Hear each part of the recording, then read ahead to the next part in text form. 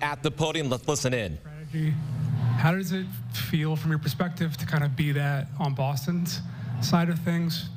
And what kind of responsibility do you think you can take to improve in that area moving forward? No, it's okay. Every time they draw it, basically call a foul. So I try to be better.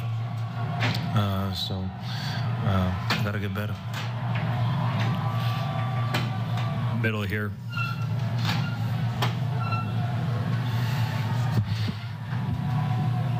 Blake Elliott, 105 through the fan. Luka, just take us through, right here in the middle, just take us through your emotions when you foul out of the game and you see your team trying to fight back into it. I mean, yeah, we had a good chance. We were close. Just didn't get it. I wish I was down there. Any other questions for Luka? Got Tim right here, first row. Tim McMahon, ESPN. Luka, what did you think of the whistles that went against you in the fourth quarter? I mean, I don't know. We couldn't play physical, so I don't know.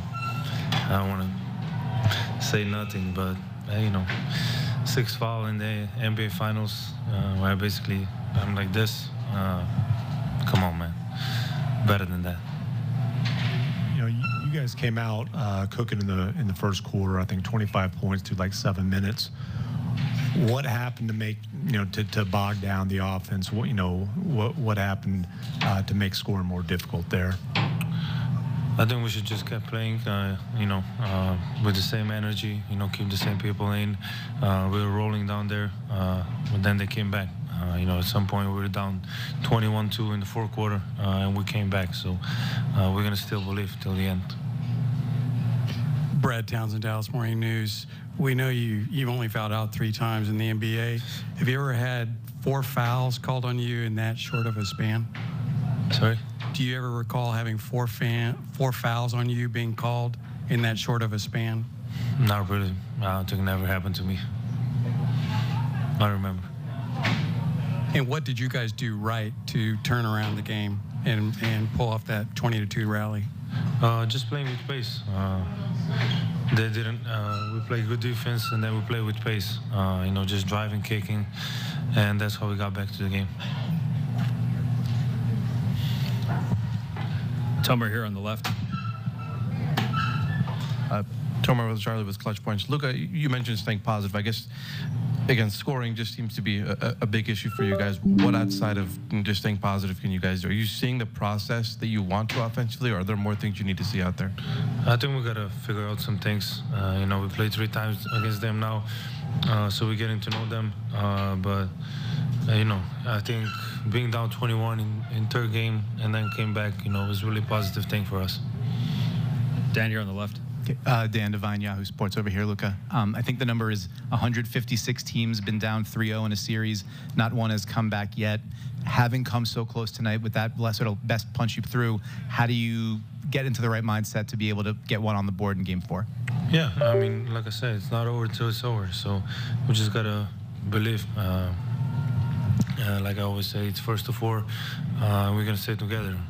We lose together, we win together, so we got to stay together. 8th row on the left in the back.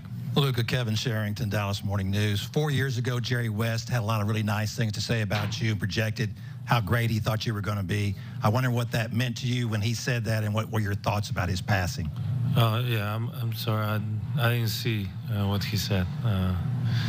I don't know, but, he was a legend. We're all going to miss him. He's the logo, so he was an amazing player. I wasn't born yet, but I saw some highlights. He was an amazing player. Hola, Luka. Saber cómo estás y cómo afecta el hecho de que entre este partido y el cuarto sea los 2 partidos en los que hay menos tiempo de recuperar. Mañana ya estáis con el Media Day y pasado jugando otra vez. Sí, bueno, así han sido todos los playoffs de antes, así que hay que prepararse, descansar mañana y a por el cuarto partido. Bien, bien. Good. Last row, last question. Mojca, Radio Slovenija. Luka, kako se zdaj izbrati in pripraviti na naslednjo tekmo in pozabiti to, kar se je zdaj zgodilo, kako nekako držati visoko moralo? Gremo naprej, mislim.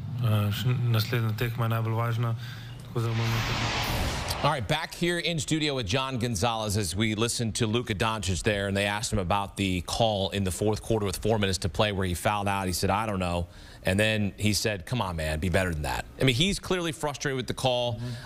You thought maybe on his home floor the refs swallow the whistle there, but it's not even their job. I mean, it goes back to review.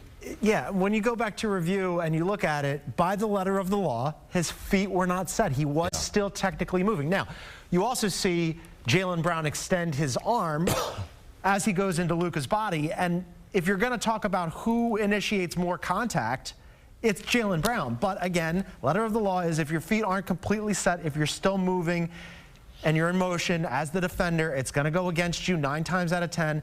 The problem is that one time that you're talking about, swallowing the whistle. If you're a Mavs fan or you're the Mavs, man, you wish it was tonight.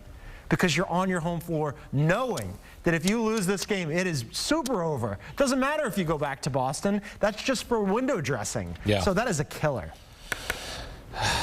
Kyrie had his best game. He finally showed up? He went for 35. I told you to take the over on his prop. You jumped on board. Bill did not, but Bill had the Celtics winning this game. Yeah. Shouts to Bill Ryder. Shouts to the Boston Celtics getting it done, because the fact that what happened, they went on a 41-19 run to start the second half.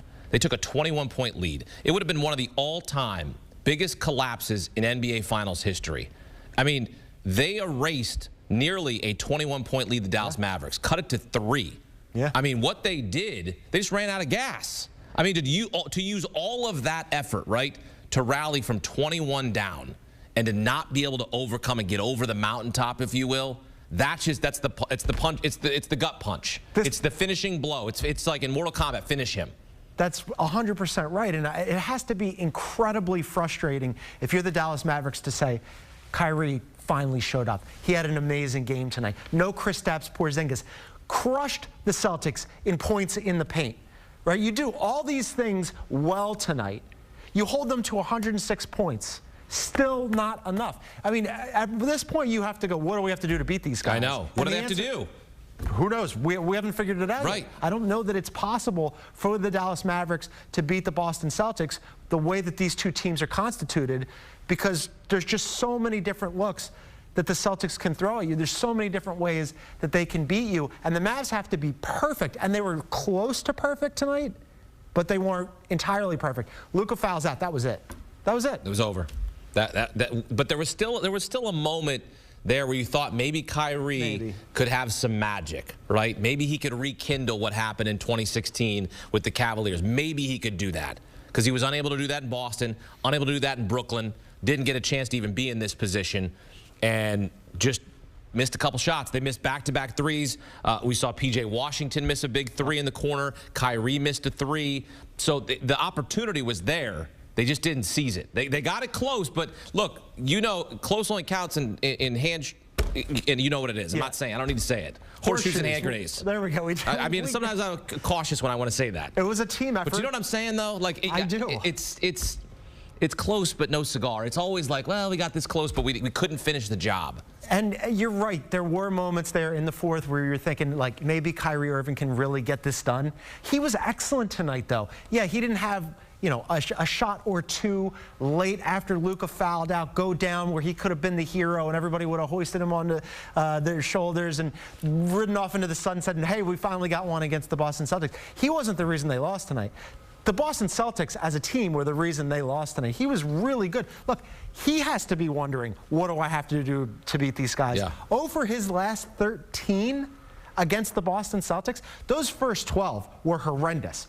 The 13th one, tonight's game, he was excellent and still did not matter.